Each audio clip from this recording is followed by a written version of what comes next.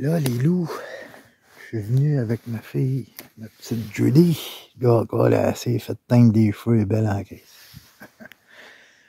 Je suis venu y montrer la tanière d'eau. Okay? Je l'ai montré plusieurs fois. Et puis, l'année passée, je suis venu la montrer à quelqu'un. Et puis, il y a eu l'hiver, l'autre hiver, pas cet hiver, mais l'autre hiver, à Noël, souvenez-vous des gros vents qu'il y a eu. Okay? Il y a eu des gros vents, ça faisait que Bas-Saint-Laurent, en Gaspésie. En tout cas, là, dans cette vidéo-là, je vais parler de mon territoire qui est, bon, le ZEC Bas-Saint-Laurent. Okay? Donc, il y a eu des gros vents, il y a eu beaucoup de chablis. Beaucoup de chablis. Ici, ce qui est en avant de nous autres, c'était un gros chablis. Okay? C'était un gros chablis. Quand je suis venu avec Chris pour y montrer la tanière d'eau, on est venu, moi je vais aller chercher la carte et boussole. Puis on est arrivé là-dedans, il y avait énormément d'arbres couchés sur une bonne distance. Okay? Et puis, l'industrie, ben, ils sont venus chercher ça. Okay? Ils sont venus chercher ça, puis ils ont l'industrie sur la ZEC Bas-Saint-Laurent, en tant que Chablis, ils ont 6400 terrains de football à venir chercher. Ils font pas juste ramasser les arbres tombés. Ils font pas juste ça, ils viennent puis ils ramassent tout. Hein? C'est l'industrie. Ah ouais, on commercialise, puis non seulement ils viennent chercher plus que ce qui a tombé, parce que vous allez voir, là, c'était pas tout à terre, ça, là. Eh bien, ben, une fois qu'ils ont coupé, ben, ce qui arrive, c'est que la ZEC Bas-Saint-Laurent, on n'est pas en sylviculture, on est en ligniculture. La ligniculture, c'est la méthode de travail qui se rapproche le plus à l'agriculture. Ça, les membres de la ZEC Bas-Saint-Laurent, là, ailleurs aussi, là, mais les membres de la ZEC Bas-Saint-Laurent, il faut que vous compreniez ça. Okay? Les forêts qui sont là, cette forêt-là, qui est de bois mix, ok? Nos ancêtres, dans les années 1900 jusqu'à 1940, quand ils sont venus couper ici, ils passaient au bulldozer, ok? Ils ouvraient une trail principale, puis après ça, tu avais les chevals, les hommes qui allaient chercher les arbres, qui ramenaient ça à cette trail-là, puis après ça, ils redescendaient ça comme en genre de petit wagon de train, pas en wagon de train, mais avec plusieurs traîneaux, si on peut dire. Un peu, je vais ramasser. OK? Qu'importe la façon de faire, là, ce qui est important à comprendre là-dedans, c'est que nos ancêtres, ils n'ont pas ils ont pas replanté d'arbres. Ils ont laissé la forêt repousser de par elle-même. OK? Et puis, ils nous ont pas brisé les sols. Je vais essayer de vous faire ça court là, comme vidéo, là, mais bon. Fait qu'ils n'ont pas brisé les sols comme qu'ils le font aujourd'hui. Et puis, ils n'ont pas exigé à la terre que de l'épinette comme qu'ils font aujourd'hui en ligniculture. Donc, ils ont coupé. Après ça, ils sont partis. Et puis, c'est les petits arbres qui ont commencé à pousser. Ce qui a donné, en fait, ça a donné des puits de lumière. Les arbres que ça a donné aujourd'hui, ben, ils sont beaucoup plus faibles. OK? Ils sont beaucoup plus faibles, sont moins résistants. Ces arbres-là, c'est moins résistant au vent que ce que ça l'était dans les forêts primaires. Okay? Parce que c'est des arbres qui ont poussé depuis de lumière. Donc, ils étaient plus petits. Ils attendaient que la mer tombe parce que les arbres, ils sont connectés avec leur mère, avec leurs frères et sœurs, okay? Avec leur grand-mère et puis tout ça. Ils sont tous connectés ensemble de la même famille. Okay? Même famille, pas même aspect. Pas trop rentrer là-dedans, là, mais bon. Donc, ça a quand même donné, ça nous a donné des belles forêts. Des forêts avec des arbres au niveau de la fibre un petit peu plus sensible. OK? Mais bon, ça sera pas une autre vidéo, ce genre de choses-là. Ce qu'il faut comprendre, c'est que nos ancêtres, ils ont coupé, ils ont laissé la forêt repousser. ce qui nous a donné une belle forêt de bois mix, avec une belle forêt, avec une belle biodiversité. Okay? Les forêts primaires, c'était des forêts qui n'avaient pas des grosses, pas de la grosse biodiversité parce que c'était beaucoup fermé. Il faut comprendre les cycles d'une forêt aussi et tout ça. Mais bon. Moi, depuis que je suis jeune, je me promène sur la ZEC Bas-Saint-Laurent. Mon père, il m'amène dans le bois, il me montre des super de belles forêts. Okay? Il y a encore des gros spécimens d'arbres, comme le pin blanc de 13 pieds de circonférence. Ça, c'est ici sur la ZEC Bas-Saint-Laurent qu'il va falloir protéger tout le tour. Non pas protéger l'espèce, parce que le pin blanc est protégé, mais pas son environnement. Okay? Ça, il faut comprendre ça. C'est comme ça, ZEC Bas-Saint-Laurent, si on veut protéger l'orignal, il faut arrêter de cibler l'orignal, il faut protéger son environnement. On a beaucoup d'orignal sur la ZEC Bas-Saint-Laurent à cause des coupes forestières qui ont donné beaucoup de nourriture. Mais aujourd'hui, la forêt est en voie de disparition sur la ZEC Bas-Saint-Laurent. On s'en vient à l'iniculture. Okay? C'est de la liniculture. Ce que nos ancêtres avaient fait quand ils ont laissé repousser ça, ben, ils ont laissé ça pousser ça au naturel. C'est bel et bien une belle forêt qui a poussé. Quand ils viennent, puis ils font comme là-bas, puis ils coupent tout, et puis qu'ils compactent les sols, passent le bulldozer. Quand ils passent le bulldozer, ça aussi, ça c'est... Comment je pourrais vous faire ce coup? Quand ils passent le bulldozer, OK, puis qu'ils ramènent ça à terre, OK, puis qu'ils enlèvent l'humus, OK, d'abord, l'humus, c'est l'engrais. C'est un engrais. Là, eux autres, ils tassent l'engrais. Mais non seulement ils tassent l'engrais, mais ils tassent aussi le patrimoine de nos forêts. C'est-à-dire qu'il y a des graines en dormance. Il y a des graines dans l'humus, ici. Il y a des graines qui sont en dormance. OK? Ils attendent un feu de forêt pour pousser. Ils attendent un changement du sol pour pousser. Ils ont fait germer des graines qui venaient de l'Égypte, qui avaient au-dessus de 2000 ans, même à une autre place, 3000 ans. Okay? C'était 2 arbres femelles, si je me souviens bien. Donc, en tout cas, ils n'ont pas pu les faire accoupler, mais en tout cas. Ça fait que quand ils passent le boule au travers de ça, là, quand ils ont fini, là, ben là, ils balayent tout le patrimoine de notre forêt. Okay? Puis quand ils coupent nos arbres ici, et puis qu'ils remplacent par des arbres qui viennent pas d'ici, parce qu'une vraie méthode de faire, ça serait de venir chercher les cocottes des arbres, OK, puis de faire pousser ces arbres-là, si tu veux garder la génétique du coin. Mais là, c'est grave, parce que ce qu'ils font, c'est qu'ils coupent les arbres ici, OK? Nos ancêtres ici, ils n'ont pas planté des arbres.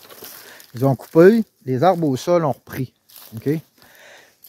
Faut comprendre que les arbres qui sont ici, ces arbres-là ont la génétique depuis que les glaciers se sont retirés.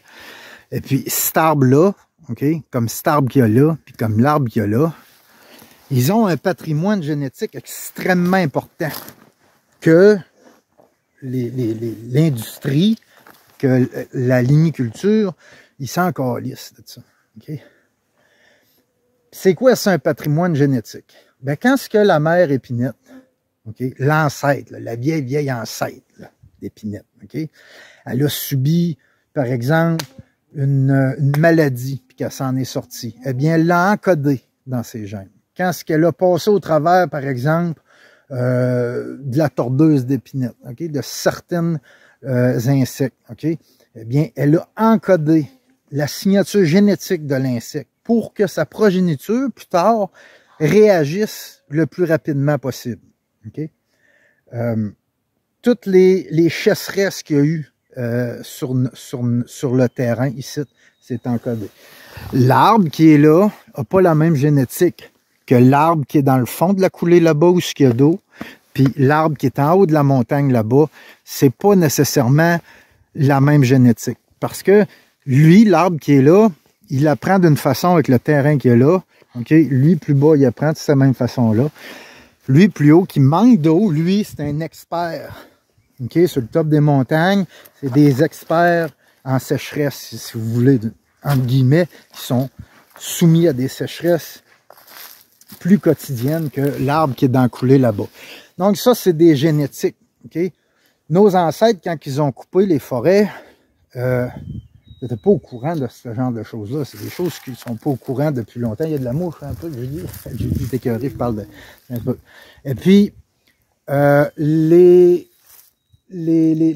cette génétique-là, bref, ok, c'est extrêmement important à conserver. Puis sur la ZEC Bas-Saint-Laurent, ben, ce patrimoine-là est en train de disparaître avec la ligniculture. C'est quoi ça de la ligniculture? C'est quoi ça une sylviculture? La ligniculture, c'est des méthodes de travail qui se rapprochent le plus de l'agriculture. Okay?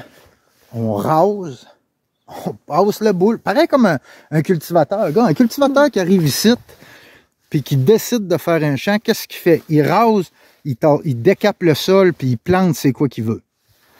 C'est la même méthode qui est adaptée sur la ZEC Bas-Saint-Laurent, c'est de la ligniculture. On rase, on décape le sol, on plante de l'épinette. Okay? L'épinette qui ne vient pas d'ici. L'épinette qui n'a pas la génétique d'ici. Okay? L'épinette faible, des épinettes qui ne se connaissent pas non plus.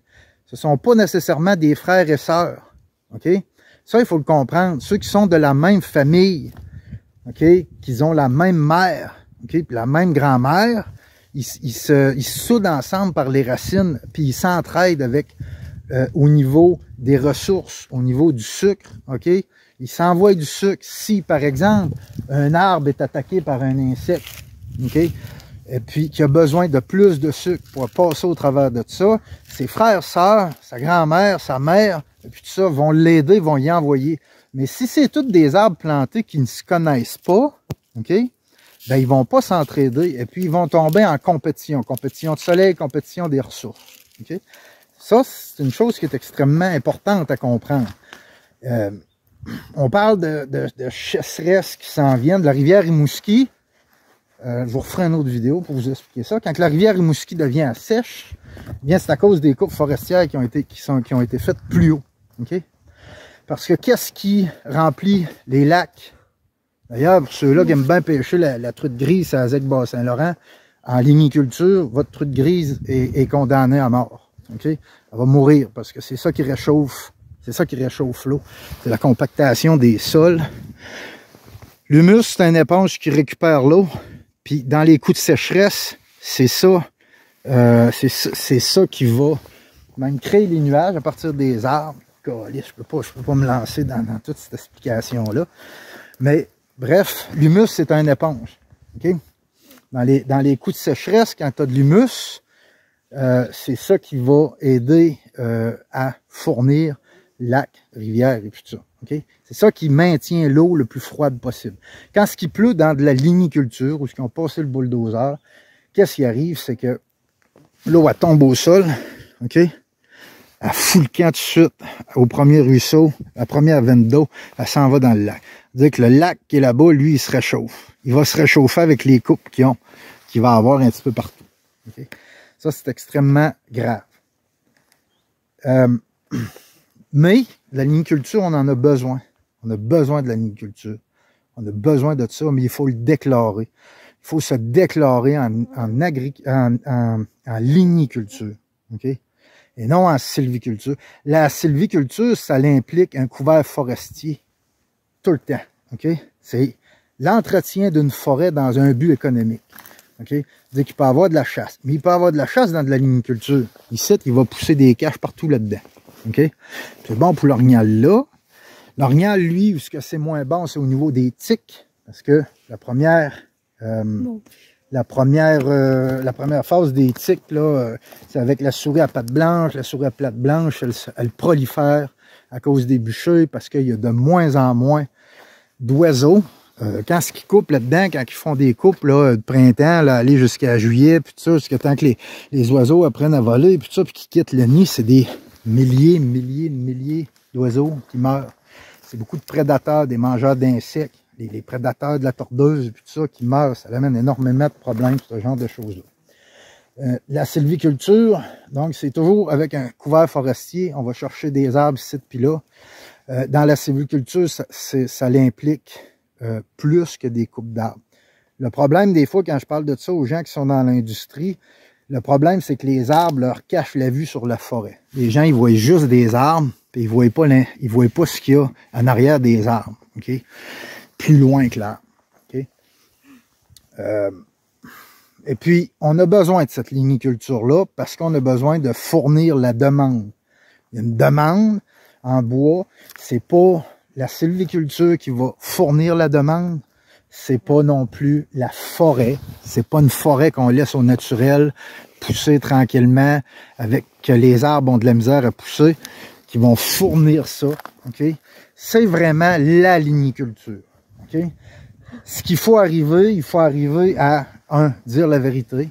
OK? Carrément. Il faut parler de ligniculture. Il faut laisser faire le mot sylviculture pour la ZEC Bas-Saint-Laurent. On est en ligniculture. On est en train de commercialiser ce territoire-là. OK? Ici, c'est zoné vert, c'est pas zoné agricole. Il va falloir faire d'autres zonages. Pourquoi il va falloir faire d'autres zonages? C'est-à-dire que tout ce qui ont déjà transformé, les sols qui ont été compactés, les arbres qui ont été plantés, tout ça, il va falloir lâcher ça, l'abandonner à la ligniculture parce qu'on en a besoin. OK? Mais, il va falloir prendre les plus grosses couettes de bois qui nous restent à ZEC Bas-Saint-Laurent, les déclarer vertes, OK? Les déclarer forêts protégées.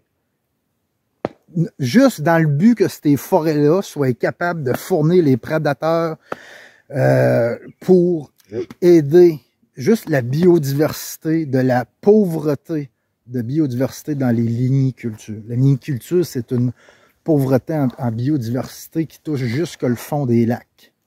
Tu sais? Puis, êtes-vous déjà posé la question, pourquoi ils plantent des arbres?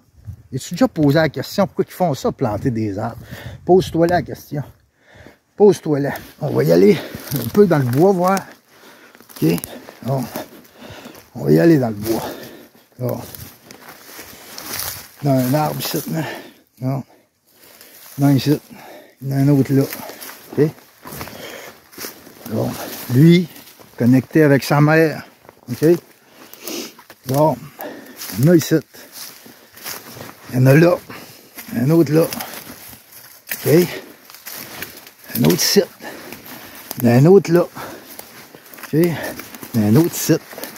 Il y en a un autre là. Il y en a un ici. OK? Il y en a deux là. Il y en a trois là. OK? Il y en a 1, 2, 3, 4, 5, 6, 7, 8. Bon, vous avez compris le principe.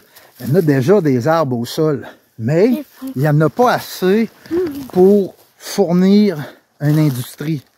OK? Il n'y en a pas assez pour ça.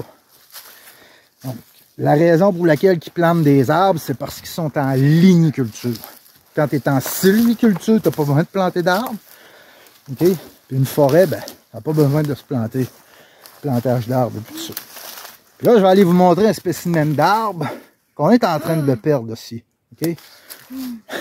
Je veux dire, prends-toi. Fait qu'on va aller voir un spécimen d'arbre. Et puis, il n'y a pas juste le bois. Je sais, mon camp, il est fait en bois. J'ai besoin de bois. Puis c'est pour ça que je dis qu'on a besoin de ligniculture. Mais on a besoin de cette biodiversité-là, ne serait-ce que pour survivre. Survivre aux actions stupides de l'homme. OK? Je vais vous montrer aussi, à la fin de la vidéo, je vais vous montrer les arbres malades qui plantent. OK? L'autre jour, il y a un ingénieur forestier qui me disait que les arbres poussaient mieux au niveau d'un sol décapé parce qu'il était direct au minéral que sur un sol d'humus. Je trouve ça plate parce que des fois, je parle avec des gens qui sont dans l'industrie, des gens qui gèrent nos forêts, et puis on dirait qu'il manque, je ne sais pas, certaines informations. Dans l'humus comme on a ici est quand même acide, OK? Et puis, ce qui arrive, c'est qu'une graine, lui, il disait qu'une graine, ça a de la misère à germer dans l'humus. Bon, c'est un peu n'importe quoi ce qu'il raconte parce qu'il ne plante pas à la graine. Il plante dans les pépinières, puis tout ça. En tout cas, il disait que la graine avait de la misère à pousser dans l'humus. Et moi, je pense que ça fait longtemps qu'il n'a pas été en forêt, parce que je viens d'en montrer plein. Okay? Mais ce qu'il faut comprendre, c'est que effectivement, les arbres ont de la misère à pousser dans l'humus. Okay? Si tu as retiré leur mère, c'est sûr qu'ils ont de la misère à pousser dans l'humus. C'est sûr qu'ils ont de la misère. Tu leur as coupé le lien avec leur mère. Mais non seulement ça, c'est que c'est au niveau de la mycorhize. Okay? Le lien avec le mycélium. Okay? Le mycélium, champignon, fruit du mycélium. Okay? Le mycélium qui crée la mycorhize avec la radicelle de l'arbre. Okay? C'est 9 plantes sur 10 sur notre planète qui est incapable d'exploiter les sols. Il passe par le mycélium, okay? Par la mycorhize. Bien, nous autres, comme dans des forêts boréales, puis tout ça, ça va être de l'ectomycorhize. Il y a de l'endomycorhize, il y a plein de sortes de mycorhizes, ok? Les plantes, ok, c'est des, c'est des ectomycorhizes arbusculaires. C'est des mycorhizes arbusculaires, excuse-moi. Mais tu as l'ectomycorhize, ok? L'ectomycorhize, c'est elle qui va protéger les racines de l'arbre et qui va créer la symbiose avec le sol, ok? Et puis ça, c'est un respect qu'il faut avoir. Ils sont en train de le comprendre un petit peu plus. Le sol commence à être un petit peu plus étudié. Mais ça, c'est des choses qu'il faut absolument comprendre. C'est des choses qu'il va falloir se battre sur la ZEC Bas-Saint-Laurent si on veut qu'il nous reste un peu de forêt. Puis ça, ben, vous allez voir le festival des feux de forêt, ben, mec, ça pogne sur la ZEC Bas-Saint-Laurent. Mec, vos chalets pognent en feu, vous allez vous en rappeler en tabarnak. Okay? Parce qu'une forêt de bois mix comme ça, pas mal plus dur à brûler que leur petite plantation sec, okay? Dépourvue d'eau au sol. Là-dessus, on va aller voir un arbre, une tanière d'ours, assez impressionnante, merci. Un arbre qui, les grosseurs d'arbres qu'on a, qu'on trouve de moins en moins, ok? C'est dur à trouver, on leur donne plus le temps de pousser non plus. Mais quand on lit, vous pouvez aller lire les rapports, lire les rapports de Champlain, ok? Et puis de Jacques Cartier, surtout Jacques Cartier quand il est arrivé dans la vallée du Saint-Laurent. Il décrit nos forêts primaires, puis il décrit des épinettes de 9 pieds de circonférence, des 7 de 18 pieds de circonférence, le pin blanc, puis tout ça, tu sais. On a perdu des super... Je pense que vous comprenez un peu le message que je vais essayer de vous passer, là. Mais on va aller voir ça, là, cet arbre-là, là. Ça fait que ici, c'est... je reviens sur mon chablis, là. Il n'y avait pas autant d'arbres couchés que ça, là. Il n'y avait pas autant d'arbres couchés que ça. C'est juste que l'industrie, ben, crosseurs comme ils sont, ben, ils sont juste venus chercher tout. Ils sont venus tout chercher. Il était gros, le chablis, ici. Ça, il était gros. Mais fait le prochain coup de vent, c'est quoi qui décolle? C'est la couette qu'il y a là? C'est les couettes qui sont là-bas. Prochaine tempête de vent. Tu sais, regardez ce qui s'est passé en 1999, la tempête en Europe, là. À peu près tout ce qu'il y avait planté avec couché à terre, là. C'était une nasty de tempête, là, tu sais. On dirait qu'on reproduit les erreurs des autres. Regardez la Chine ne peut plus couper de forêt pour les 100 prochaines années parce qu'ils ont compromis leur cycle de l'eau. C'est pour ça que la Chine achète notre bois ici. Vancouver, là, ils achètent du bois à côté. Pas Vancouver, mais dans l'ouest, là. Ils envoient ça à côté en Chine. Parce qu'ils peuvent pas en couper parce qu'ils ont travaillé exactement comme on travaille ici. D'autres, on en a de l'eau au Québec. On en a dans le nord, puis tout ça. Mais c'est une planète au complet. C'est 85% de nos milieux humides qui ont disparu. C'est débile, on les respecte pas, nos milieux humides. Tu sais, on les respecte pas pantoute.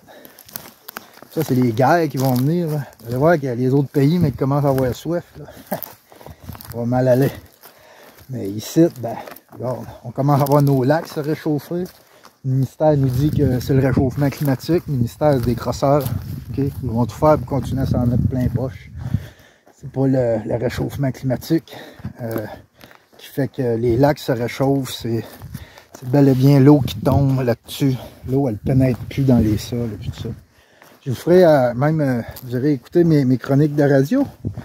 Je pense que ma dernière chronique de radio, on parlait justement comment se forment les nuages, la pluie.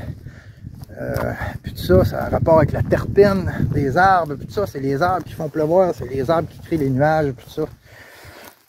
En tout cas, je n'entrerai pas trop là-dedans. Là.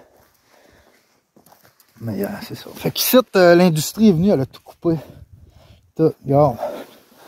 Elle a tout ramassé. Il y avait un boulot ici, pas mature. Les arbres aussi, comme en sylviculture, on nettoie et puis tout ça, puis on donne aussi la chance aux arbres de devenir matures. Tu sais, cet arbre-là, lui, dans 8 ans, il est mort. OK? Tous leurs arbres, ils meurent. Tout ce qu'ils laissent debout, ça meurt tout dans une dizaine d'années.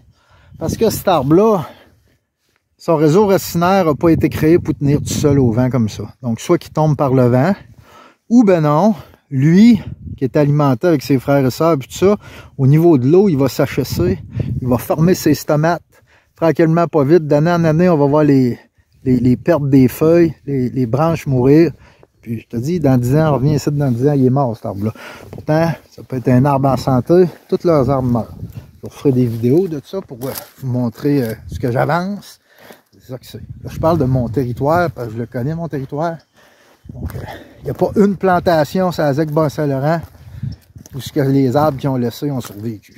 Okay? Ils meurent de stress hydrique ou du vent parce qu'ils n'ont pas conçu ces racines pour le vent. Fait que ici, ils sont venus tout chercher. Tout. Je l'ai marché, moi, ici, là. Puis là, je vous rappelle, ZEC Bas-Saint-Laurent, c'est 6400 terrains de football qui vont venir chercher. Et puis je me souviens que l'année passée, quand on avait demandé au ministre à savoir si tous ces arbres-là qu'ils allaient venir chercher, est-ce qu'ils allaient compenser sur le côté ou ce qu'ils avaient prévu de bûcher aussi. C'est-à-dire que ici, c'était pas supposé être bûché, ils sont venus tous chercher ça. Est-ce que l'autre montagne plus loin qu'ils avaient prévu de bûcher, est-ce qu'ils vont la bûcher? Il n'a pas su nous répondre. Là, c'est sûr que les gens vont dire « Ouais, mais là, économiquement, un arbre qui tombe au sol, on perd financièrement. » Ouais, tu perds financièrement. Rappelez-vous que vos enfants, ils ne survivront pas avec un portefeuille plein. C'est vraiment une question aussi de survie de l'humanité dans ce genre de choses-là. Mais je fais cette vidéo-là pour qu'on commence à parler de ligniculture. La ligniculture, qu'on commence à dire les vraies choses. Donc ici, c'est une forêt qui a été retirée. Elle a été retirée dans le but de créer un champ d'épinettes, champ qui va me servir à moi, parce que même que j'aille acheter un 2x4, ça va venir de la ligniculture. On en a besoin, mais parce que vous comprenez un peu ce que j'essaie d'expliquer. Tout ça, c'est juste à être honnête aussi. Beaucoup trop de gens que je rencontre sur la ZEC Bas-Saint-Laurent qui ne font pas la différence entre un champ d'épinettes, une forêt. C'est grave ça. Ils ont pas compris. Ils pensent que parce que ça a été bûché autrefois, que les forêts qu'ils connaissent aujourd'hui, ces forêts-là qui sont coupées, replantées, ça va redevenir comme ce que c'était avant. Non, vraiment pas. Puis il y a de la grosse malhonnêteté à partir de l'industrie forestière. Malhonnêteté même au niveau de leurs employés. T'sais. Trop de gars d'un multifonctionnel qui me disent « Ross, calme-toi, les forêts repoussent. » Non, man, les forêts repoussent pas en arrière de toi.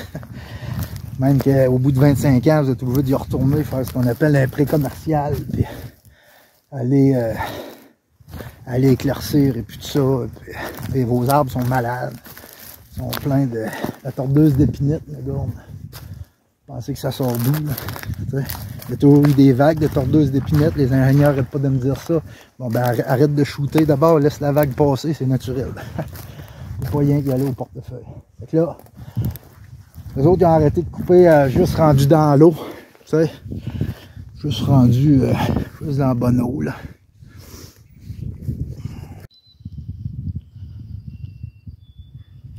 Vous savez ce que c'est le dafond? Le dafond, c'est la vie dans le sol. Le dafond, c'est la vie dans le sol.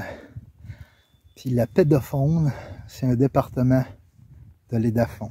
Okay? Tu as la macrofaune, tu as la mésofaune, puis tu as la microfaune. Okay? Et puis, quand je dis compacter, là, les sols, regarde, le non-respect des sols aussi, ça, c'est un non-respect du sol, ça. C'est des veines d'eau naturelles, ils viennent avec les machines, ils écrasent ça. Certaines places dans le monde, ils obligent les multifonctionnels à mettre le plus de branches possible au sol pour ne pas briser les veines d'eau comme ça. Okay? Certaines places dans le monde, ils bûchent le plus possible l'hiver pour ne pas briser ça. Il y a des places dans le monde qui sont beaucoup plus conscients de leur action que nous autres au Québec. Okay? En tout cas, que nous autres, c'est à Zec-Bas-Saint-Laurent. Okay? Puis dans la paix de faune, c'est ça qui fait que ça a décompacté le sol. Ça, c'est la taupe, c'est le ver de terre, c'est toute cette faune-là qui fait que ça l'a ouvert.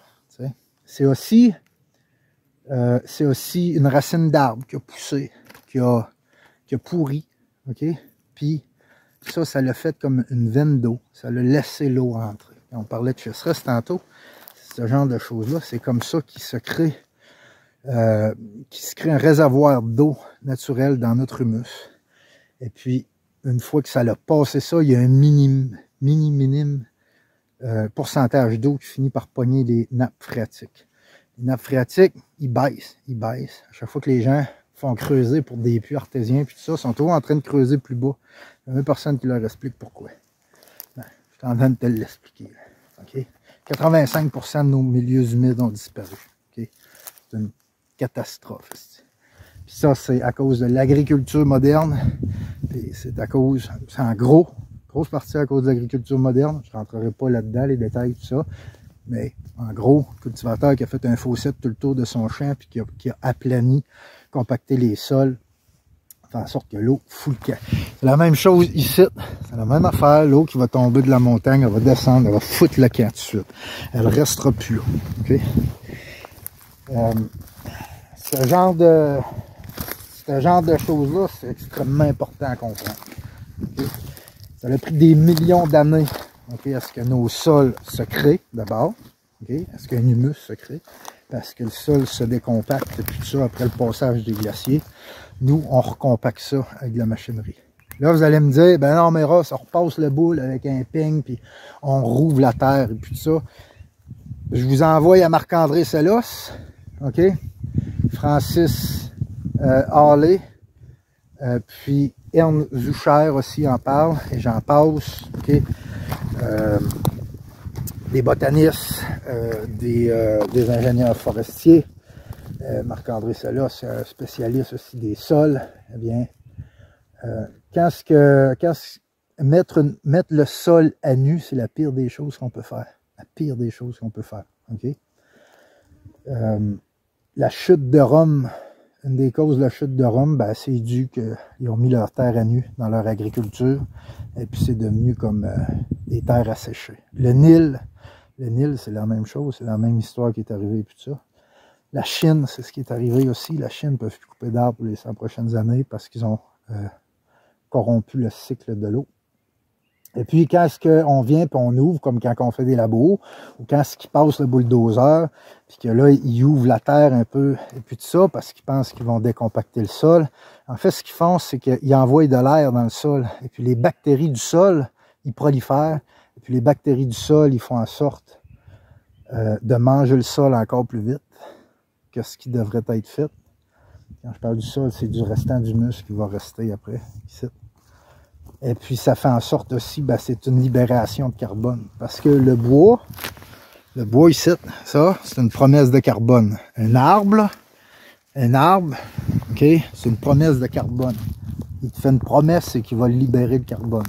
Quand est-ce? Il y a une captation de carbone d'un cèdre, comme on va aller voir. Ça peut toffer jusqu'à 1000 ans. Il y a quelque part au Québec, ils ont un cèdre de 1000 ans. Donc ça, c'est une captation de carbone de 1000 ans. Le cèdre tombe à terre. Tout le monde sait que le cèdre, ça prend énormément de temps à pourrir. On pourrait quasiment y donner au moins 500 ans de plus à disparaître. Donc on a une captation de 1500 ans. Si on revient au cèdre de Jacques Cartier, de 18 pieds de circonférence, J'ose pas imaginer le nombre d'années qu'il y avait ces cèdres-là dans les forêts primaires. C'était des grosses captations de carbone. L'oxygène qu'on respire, en fait, c'est la chiasse des plantes. Il faut comprendre ça. C'est la chiasse des plantes. La plante, elle respire le carbone, puis elle fait un oxygène. Okay? Mais bon, quand on ouvre les sols et puis tout ça, eh bien, parce qu'il n'y a pas que dans l'arbre, il y a dans le sol que la captation de carbone se fait. OK? Ben, quand on ouvre ça comme ça, qu'on ouvre le sol et puis tout ça, ben là, on fait une libération de carbone incroyable. Puis là, on vous parle, on vous gosse avec vos hosties de voiture pour vous dire, ah, c'est à cause de ton corps, là, hostie, le carbone, tout ça, là. Puis, non, c'est minime ça comparé ce qu'on fait. Là, c'est pas juste la coupe forestière, je me répète, mais c'est beaucoup l'agriculture aussi moderne. Mais bon, là, les anciens chemins que je vous parlais tantôt, okay, que les bûcherons venaient, okay, ils venaient, puis là, là-dedans, ils venaient ramasser les arbres, tout ça. Ça fait que je vais vous en montrer un arbre qui a fait une grosse captation de carbone. En passant, sur la ZEC Bas-Saint-Laurent, il y a un IF d'au moins 1000 ans. Facilement plus que ça. Regardez la grosseur de cet IF-là. Un IF du Canada, gros comme ça. Si tu as déjà vu ça, lève la main. Ça, là, c'est un joyau de nos forêts. Malheureusement, l'être humain, il est pogné sur les... Il est fixé sur la faune, au lieu d'être fixé sur la flore, et puis tout ça. Tu sais, on fait une fixation sur la faune. Les gens de la ZEC Bas-Saint-Laurent, ils veulent protéger l'orignal, mais Chris, il se lève pas pour protéger son environnement. Tu protégeras fuck all si tu protèges pas l'environnement de l'orignal. Tu sais. Et puis l'orignal, on s'en calisse, il a beau disparaître. C'est nos forêts qu'il faut pas qu'ils disparaissent. On peut vivre sans orignal, mais on peut pas vivre sans nos forêts. Là, tu sais. En tout cas, sans la flore. Ça fait que, regardez ça, je vous l'ai montré souvent, ben je vous le remonte. Ça, c'est deux cèdres collés ensemble. Va dans le côté, ma petite Judy, ouais. C'est gros, ça. Vas-y, ma fille. Ça, c'est immense. Hein? Je vous rappelle aussi le pin blanc de 13 pieds de circonférence qu'on a aussi un petit peu plus loin sur la ZEC Bas-Saint-Laurent. Ça, c'est deux beaux gros cèdres qui ont fait une énorme captation de carbone. Et puis en fait, ça, c'est une tanière d'eau. Okay? C'est peut-être des lieux que je vais essayer de protéger le plus possible. Vous allez me dire, Chris, il a manqué ma chouette, là, mais c'est un peu tard, mais gars. Ben oui, il peut rentrer dedans. Regarde la tanière d'eau. Regardez ça, les loups. Moi, je rentrais là-dedans. Regardez comment c'est gros. C'est creux. J'avais trouvé ça il y a 20 ans passés. Il y a 20 ans passés, là, on partait du camp, mon père, là-bas, là, c'était toutes des grosses forêts, pis tout ça. Je suis pas en train de dire qu'il faut pas y couper, hein. Faut pas couper le bois, c'est juste, faut comprendre les actions qu'on fait. Des coupes de même, si on continue, on court à notre perte. Mais bon. Ah, un peu, on va rentrer dedans après. Fait que ça, c'est le genre d'arbre, c'est un joyau de nos forêts, ok? Donc, essayez de conserver sur la ZEC Bas-Saint-Laurent, essayez de conserver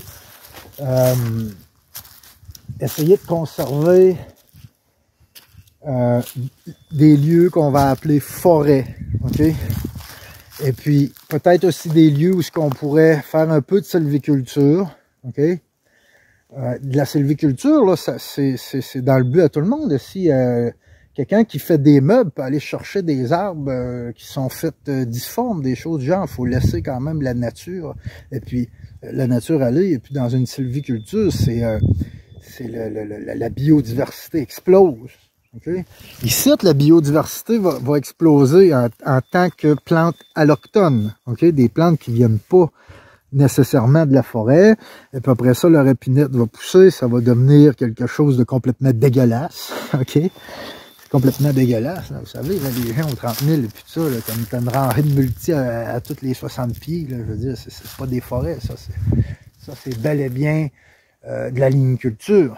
Celui qui conteste ça, je sais pas, là, envoyez-moi des documents. D'ailleurs,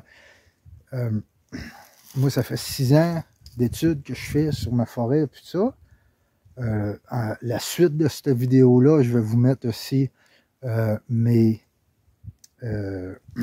mes sources. Okay? Si ça va des sources pour me contredire, okay? Des sources au niveau de la monoculture, comment est-ce que c'est bon pour l'environnement, des sources au niveau que la compactation des sols, c'est pas grave, okay? Des sources qui disent que peu importe la captation de carbone, regarde, c'est pas les sols qui fait ça, tu sais, je veux dire, ça se ramasse pas dans le sol. Si vous avez des sources qui me contredisent, je vous demanderai de me les partager, s'il vous plaît, pour améliorer mes études et puis tout ça. Okay?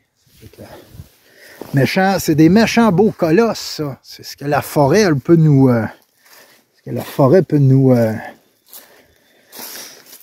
peut nous montrer, qu'elle jouait de marcher en forêt puis de tomber sur une sorte d'arbre difforme, sur une sorte de plante plus rare, de tomber sur toutes sortes d'espèces, sur des dimensions. Écoute, je vous rappelle, le livre du Canada, là, cette grosseur-là, c'est incroyable ça, là. C'est incroyable. S'il y a quelqu'un qui m'écoute en ce moment et qui est plus gros que ça, s'il vous plaît, communiquez avec moi, je vais aller prendre des photos de ça, je vais aller toucher cette stiff-là de mes propres mains. OK, ça, ce stiff-là, il a vu Jacques Cartier débarquer ici, c'est sûr. C'est extraordinaire. On a ça sur la ZEC Bas-Saint-Laurent. On a des arbres, des tanières d'ours où on est capable de rentrer dedans. Moi, je rentre là-dedans. OK? Et puis, c'est extraordinaire. On a encore quelques beaux pins blancs qu'il faut protéger. C'est extraordinaire. Oui, le pin blanc, il est protégé, mais pas son environnement. Donc, il y a des places où ils ont coupé, ils ont laissé 3-4 pins blancs debout dans un désert de même. Il va mourir. Je vous l'ai expliqué tantôt pourquoi il va mourir. Il va mourir, il va tomber au sol, il va...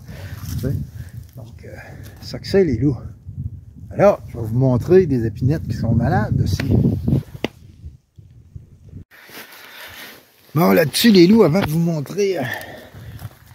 des affaires dégueulasses, là.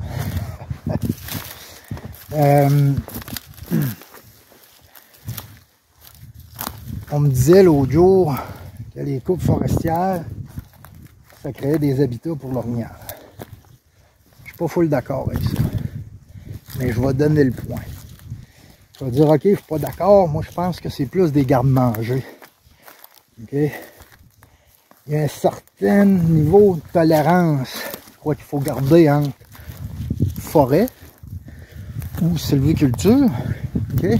Ce qui est la maison de l'orignal. Tu sais, imagine-toi, ton garde-manger est plein, mais t'as pas de maison.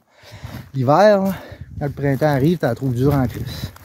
C'est ce qui se passe un peu au niveau de la ZEC Bas-Saint-Laurent aussi. Les forêts, là, tu iras sur le site Forêt ouverte, ok? Et puis tu taperas forêt de, je sais pas moi, 70 ans en montant. Ok? Vous allez rester surpris en tabarnak des couleurs qui vont sortir de la carte. Okay? Le reste en bas de ça, c'est toute de la plantation.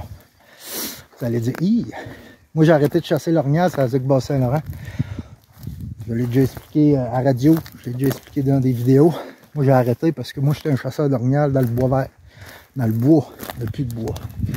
Des lisières de bois, des petites couettes de bois, des caches tout le tour d'un bûcher. Là, m'amener, déranger le monde, je suis écœuré. L'année passée, j'ai serré le gun. Cette année aussi, puis si ça continue de même, je pense que je ne chasserai plus jamais sur la ZEC Bas-Saint-Laurent parce que moi, mon plaisir, c'était de chasser, de traquer l'orignal. Puis c'est un peu de la merde à faire ça dans un désert, demain. Ok. Ça, ici, les loups, là, je vous le répète, là, c'était pas tout à terre, ces arbres-là. C'était un très gros chablis. Mais c'était pas tout à terre. L'industrie en a profité, avait faim, l'industrie. Okay? Donc l'orignal, là, mettons, je vais donner le point à l'ingénieur forestier qui me disait que les coupes forestières, ça crée des habitats pour l'orignal. OK. Ça crée des habitats pour l'orignal. Ça, c'est plaisant parce que l'orignal, on aime ça. On l'aime, on le tue puis on le mange. Ça reste à définir le niveau d'amour là-dedans. En tout cas, je suis un chasseur, il m'a battu des orignales, en tout cas. Mais, est-ce que si ça crée un habitat pour l'orignal, est-ce que ça créerait aussi des habitats pour d'autres espèces? Tu sais, genre les coyotes. Moi, j'ai rendu, je les entends hurler à la meute à midi tapant à mon camp. Ça hurle, puis il y en a en crisse. Il y a de la trace en esti de coyote.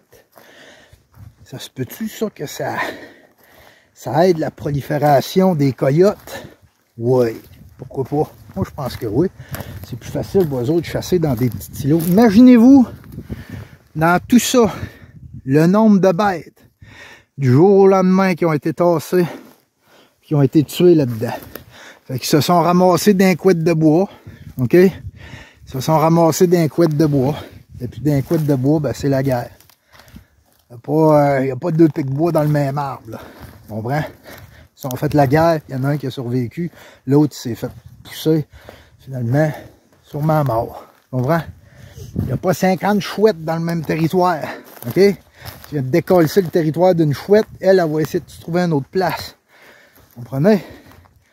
Chauve-souris qui est en chute libre, dû à une maladie, mais ce qui n'aide pas non plus, ben, les coupes forestières. D'ailleurs, pancarte de ça, c'est au bureau de la ZEC. OK? Une trop petite pancarte à mon avis à moi. Okay, chauve-souris, il y en a que ça peut manger, des colonies de chauve-souris, ça peut manger jusqu'à 1 million de tordeuses par mois. Bon, quand tu as enlevé le prédateur, quand tu as créé un prédateur comme le coyote, OK? Quand tu as enlevé le prédateur pour un autre, ça crée des nuisibles, comme la tordeuse d'épinette, qui perd ses prédateurs, qui est oiseau de toutes sortes. OK?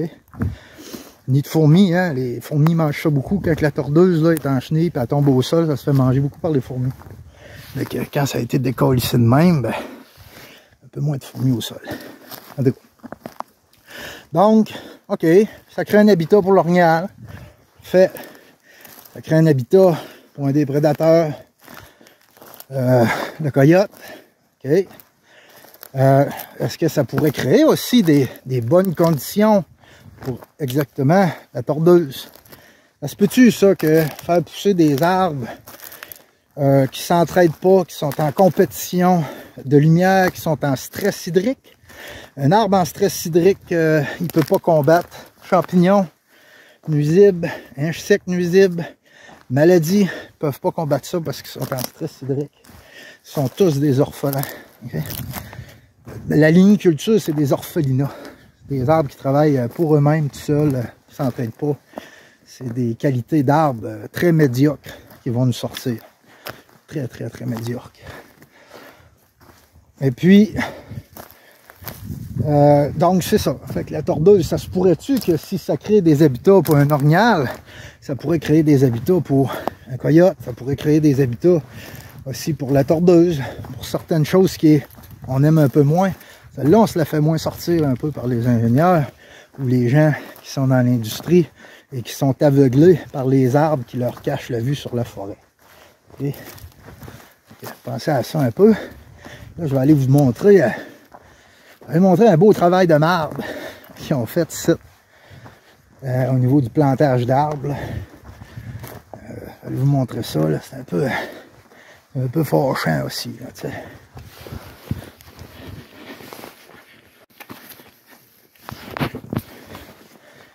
Regardez là, cette petite fille-là. Moi, quand j'étais jeune, mon père, j'ai eu l'occasion de marcher dans des forêts. Puis, tu sais, si je vous passais cette vidéo-là, ben, c'est pour qu'elle aussi, elle soit capable d'aller marcher des forêts. Peut-être même faire comme son père, puis étudier un peu la forêt. Étudier la biodiversité qu'il y a dans une forêt. Puis, tu sais, tantôt, je vous disais, ma crise d'orignal, ce que je veux dire, c'est que le sort de l'orignal m'inquiète moins sur la ZEC Bas-Saint-Laurent que le sort de nos forêts. Parce que si on arrive à sauver un peu de forêt, ben, il va toujours y avoir de l'orignal dans ces forêts-là. Je veux dire, on me dirait qu'il y a une maladie et que tous les orignals vont mourir sur la ZEC Bas-Saint-Laurent. Ça me ferait quelque chose, mais moins que de dire, OK, on coupe toute la forêt. Vous comprenez ce que je veux dire? On a de l'orignal, là. Ça crée un beau gros garde-manger pour l'orignal, ces coupes-là. J'ai vu une femelle et un veau ici, tantôt. Tu sais? Mais ça va être quoi dans 30 ans? Mais que toute cette place-là, ici, ça soit la ligniculture, là, toute l'épinette en ligne droite poussée avec un sol où il y a un taux de biodiversité très bas. Tu sais, ça va être quoi?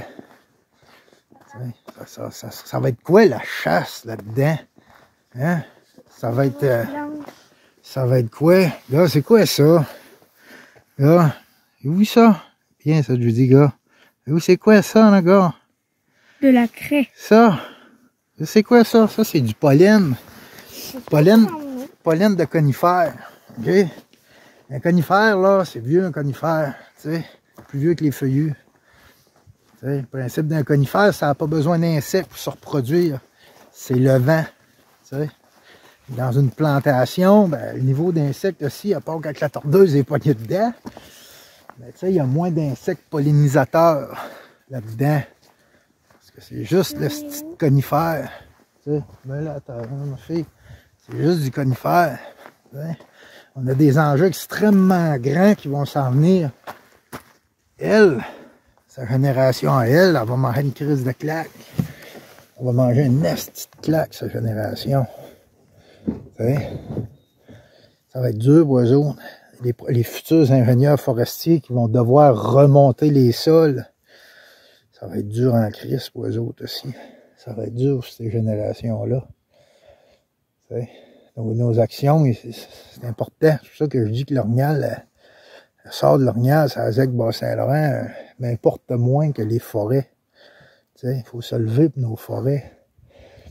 Ça l'amène, on parlait tantôt, ben ça l'amène plus de coyotes, ça l'amène aussi plus d'ours. Parc de la Gaspésie, gros problème avec ça, plus de coyotes, plus d'ours à cause qu'ils bûchent autour du parc. Ils respectent même pas un parc où nos derniers caribous de la Gaspésie sont retranchés, tu sais. Il y en avait partout du caribou avant ici. Juste vous donner comment est-ce qu'on a modifié les sols. Ça date pas d'hier qu'on a modifié les sols. Mais là, on est en train de faire une des pires modifications qu'il n'y a pas. C'est la liniculture. Hey, c'est écraser les sols, c'est changer l'arbre, ne plus respecter la génétique de l'arbre. Pire encore, les changer génétiquement pour qu'ils soient capables de passer au travers de la tordeuse au lieu de juste marcher et fonctionner avec la nature. Là, je vais aller vous montrer des restants d'arbres ici, là. Et bien ça, les loups, c'est assez fâchant à voir ça.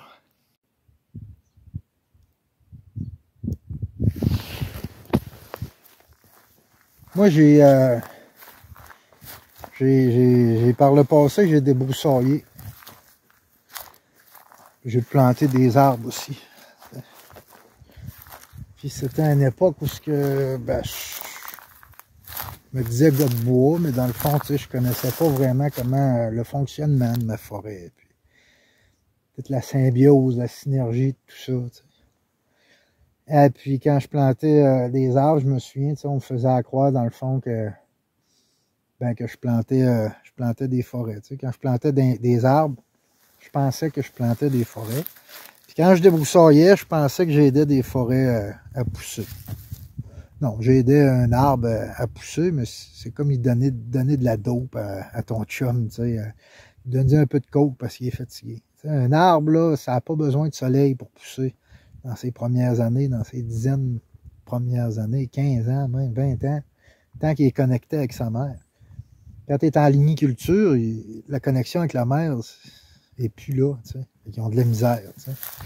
Ils ont de la misère comme lui, là. Tu sais, regarde. Tu sais, comme avec les jaunes pisses. Tu sais, ce que je vous ai montré tantôt, OK, dans le bois, c'était pas jaune pisse, c'était d'un beau vert. Même s'il était coupé un peu de la luminosité, c'est pas grave, sa mère, il envoie du sucre. Et puis, ils ont de l'eau parce qu'ils sont sur de l'humus. Ici, ils sont sur une terre qui est rendue au minéral. Jaune pisse. OK. Là, ça a-tu de l'air en santé, ces arbres-là? Ça n'a pas de l'air en santé, pantoute. Stress hydrique, ça, les loups. Stress hydrique. OK? Ça, c'est ce qu'on appelle le stress hydrique. Pensez-vous que cet arbre-là, il peut combattre des insectes nuisibles, des champignons pathogènes, ou ben non, des maladies? Ben non, il est déjà en train d'essayer de combattre.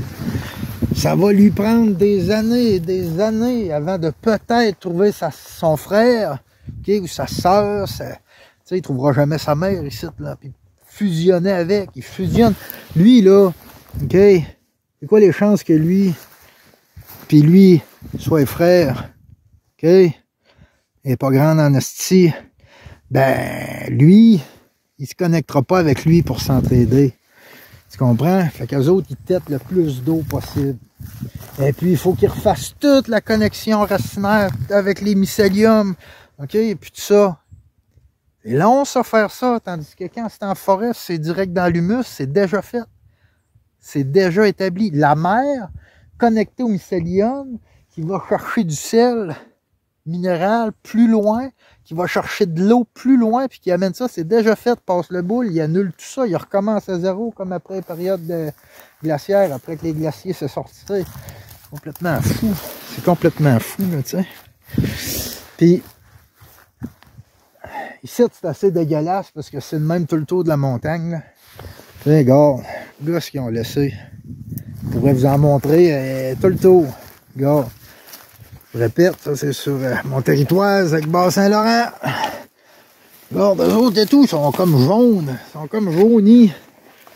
Ça n'a pas été mis là. Tu vas me dire, ah, c'est là, ils vont venir les planter. Non, non, là, tu sais, ça fait 1 an qu'ils sont là. Ils ont passé l'hiver, là. Ils sont aussi jaunes que là-bas. Regarde, ils sont comme un petit peu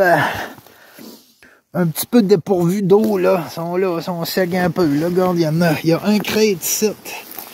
2 crêtes, 3 crêtes. OK?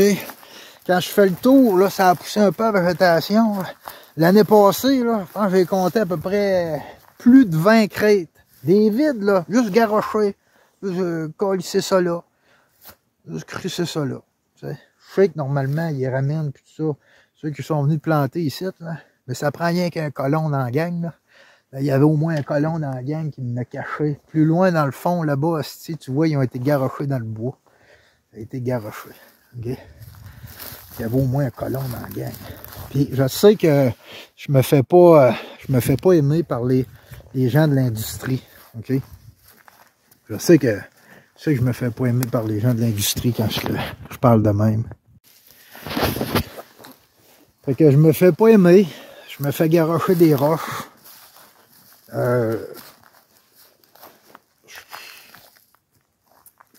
Des gens qui me traitent de trou de cul. Des gens qui me traitent de tout et non. C'est normal parce que je vous blesse. Je blesse le gars qui est dans Multi, qui travaille fort, mais qu'on y a fait à craque en arrière de lui, c'est une forêt qui pousse. T'sais. Ça, c'est l'industrie qui vous fait craire ça. T'sais. Je blesse le gars qui a planté des arbres ici. C'est peut-être pas nécessairement le taouin qui a calissé ça là tout le tour. Là. Peut-être pas le même gars. Mais les gars qui plantent des arbres pour l'avoir déjà fait, c'est une calisse de job. Je les blesse quand je leur dis que ça donne pas des forêts. T'sais. Les gens, ils se ferment à ça des fois, t'sais, parce que ça les blesse. Le gars qui débroussaille, c'est un tabarnak de job de broussailler. Quand tu débroussailles, tu nuis, c'est un crise de temps au développement d'un arbre. Vraiment. Ce que ça fait, c'est que ça donne un arbre qui pousse beaucoup trop vite, bon pour l'industrie, mais mauvais pour ton balcon. Après ça, ta planche, si tu es au bout de la changer aux 7-8 ans parce qu'elle est pourrie, tu sais. Mais il faut rester dans ces domaines-là, mais avec la conscience de. Vous comprenez? Il faut rester avec la conscience que c'est pas une forêt qui pousse en arrière. Il faut rester avec la conscience, il faut rester dans le domaine de la ligniculture, avec la conscience qu'on est en ligniculture. Okay? Si tu continues à être assis le cul dans une multifonctionnelle, à abattre des arbres, puis penser que le sol, il n'y a pas de vie là-dedans, puis que les veines d'eau que t'écrases, ça crisse rien, puis que l'eau de pluie qui tombe au sol, qui rentre pas dans le sol, ça dérange pas, puis qu'en arrière de toi, c'est une forêt qui continue, qui pousse, t'es dans le champ, c'est ça le problème. Tu comprends? C'est ça le problème.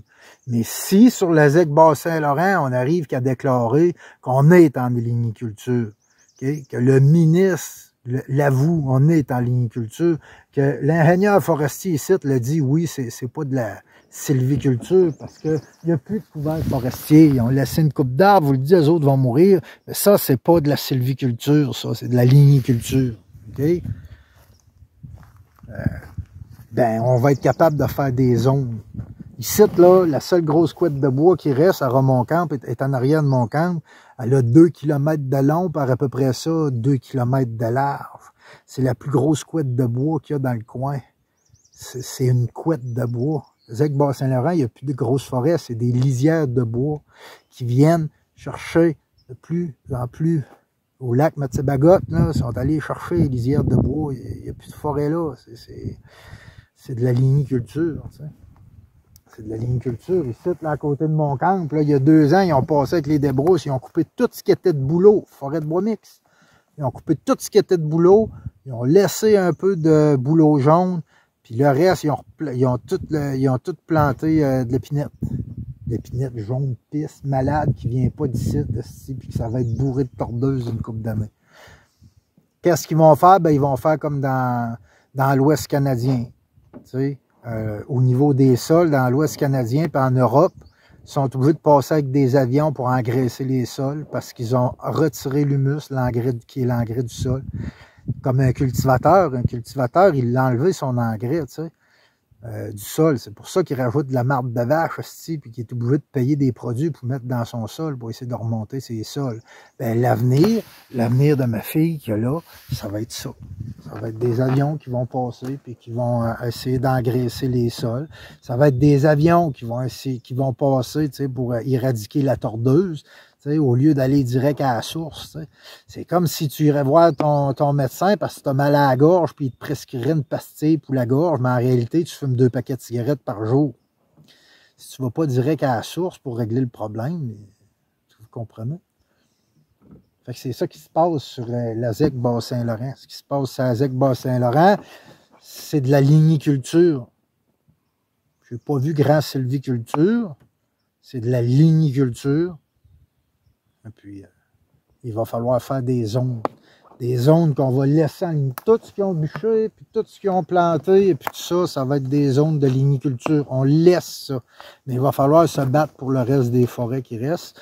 Puis vu qu'il y a trop de zones qui sont rendues en ligniculture, il va falloir se battre pour carrément garder les forêts et interdire la sylviculture à ce niveau-là. Puis peut-être établir un peu de sylviculture dans la ligniculture dans les prochaines décennies.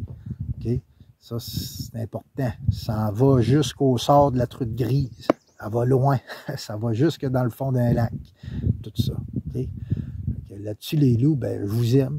Puis, tu sais, moi, j'en fais déjà pas mal des efforts. J'en fais des vidéos, je fais des chroniques de radio. Je partage mon savoir, puis tout ça. C'est à vous autres.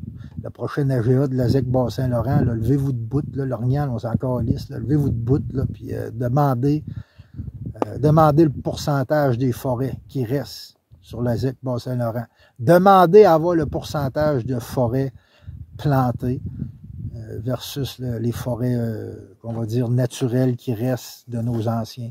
Vous allez faire une crise de face. Puis exiger un certain pourcentage de ne pas descendre en bas de ça. Là-dessus, les loups, ben, je vous laisse réfléchir là-dessus. C'est une grosse vidéo. Si tu étais capable de te rendre jusque-là, ben, félicitations, champion. Parce que c'est pas tout le monde qui va écouter des longues vidéos de même. Là-dessus, moi, je vais essayer d'aller photographier une coupe d'orignal, hein, pendant qu'on en a encore. Je vous aime, les loups. J'aime ça. Puis, on va essayer de faire des actions pour elle, regarde. Hein, Judy, t'aimerais-tu ça avoir une forêt? T'aimerais ça, hein? Ouais. Ma fille, elle aimerait ça qu'on arrête un peu de couper les arbres. C'est que ça, les loups. Fait que, je vous aime, là. Puis, regarde, Zec-Bas-Saint-Laurent, là, regarde, il reste des arbres à planter, là. Viendrez planter.